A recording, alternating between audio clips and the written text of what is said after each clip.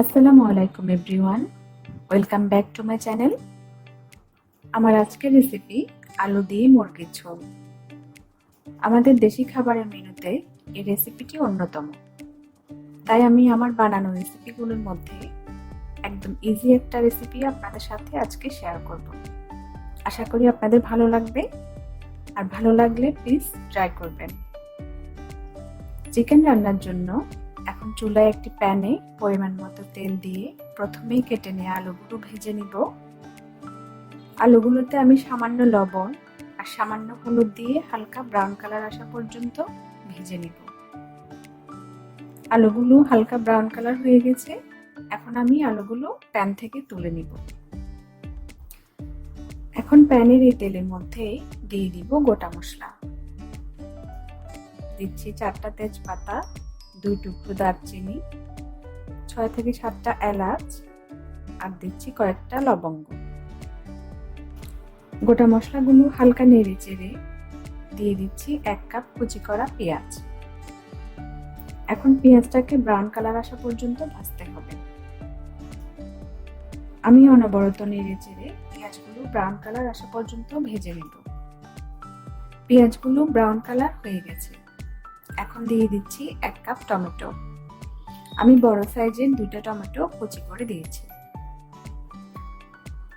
এখন দিব বাটা মশলা। দিচ্ছি 1 টেবিলস্পুন রসুন বাটা, 1 টেবিলস্পুন আদা বাটা, আর দিব 1 টেবিলস্পুন পেঁয়াজ বাটা। এখন মশলাগুলো হালকা নেড়ে চেড়ে দিয়ে দিব গুঁড়া মশলা।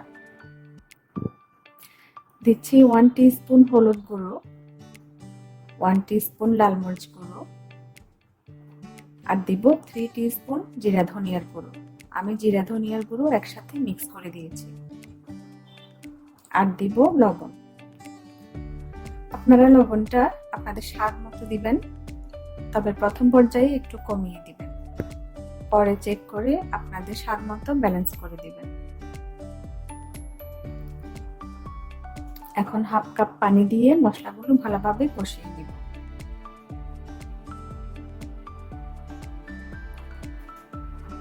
মিডিয়াম লোতে মশলাগুলো 5 থেকে 6 মিনিটের মতো কষিয়ে নিব।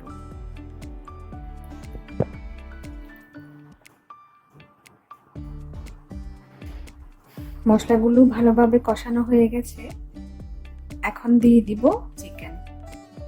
এখানে আমি ছোট সাইজের দেশি চিকেন রান্না করছি। এখানে 1 কেজি চিকেন আছে। এখন চিকেনটাকে মশলার সাথে ভালোভাবে মিক্স করে নিব। আর দিব সামান্য চিনি। চিনিটা দিচ্ছি চিকেনটা তাড়াতাড়ি সেদ্ধ হওয়ার জন্য। মনে রাখবেন, দেশি চিকেন, হাড় চিকেন অথবা গরুর মাংস কষানোর সময় সামান্য চিনি দিলে মাংসটা তাড়াতাড়ি সেদ্ধ হয়ে যায়। এখন চিকেনটা 80% কুক হওয়া পর্যন্ত কষিয়ে রান্না করব। প্যানটা ঢাকনা দিয়ে দিব, আর মাঝে মাঝে ঢাকনা তুলে ভালো করে নেড়ে চেড়ে দিব, তা না হলে প্যানের গায়ে মাংসটা লেগে যাবে। চিকেনটা প্রায় 80% সেদ্ধ হয়ে গেছে। এখন হালকা করে ভেজে রাখা আলুগুলো দিয়ে দিব, আর ঝোলের জন্য দিব পানি। আমি 1.5 কাপ গরম পানি দিচ্ছি।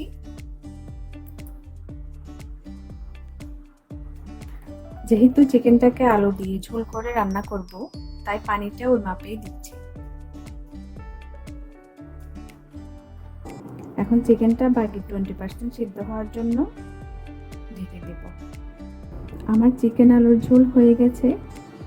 এখন 1 টিস্পুন টালা জিরার গুঁড়ো দেব, আর দেব সামান্য গরম মশলা।